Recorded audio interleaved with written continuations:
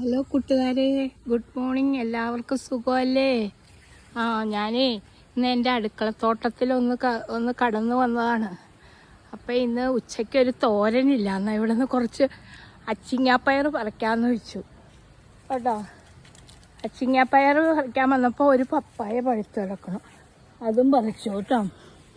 ഇത്രയേ കിട്ടുകയുള്ളൂ, വിളഞ്ഞിട്ടുള്ളൂ അച്ചിങ്ങാപ്പയർ. പിന്നെ കപ്പയൊക്കെ പറിച്ചു തുടങ്ങി കേട്ടോ. ചേമ്പൊക്കെ പറിച്ചു ഓണാകുമ്പോഴത്തേക്കേ പറിക്കുള്ളൂ. കപ്പ ഒരു ചോട് പറിച്ചു. പിന്നെ എന്നാ തുരപ്പന അധികം തിന്നുന്നു കേട്ടോ.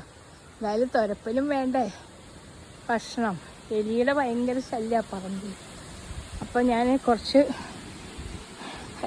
പയർ ഉടച്ചപ്പോഴത്തേക്ക് ഒരു പപ്പയങ്ങ പഴുത്ത് കിടക്കണം. അപ്പം അതും പറിച്ചെടുത്ത്. അപ്പം നമുക്കിത് തോരനാക്കാം.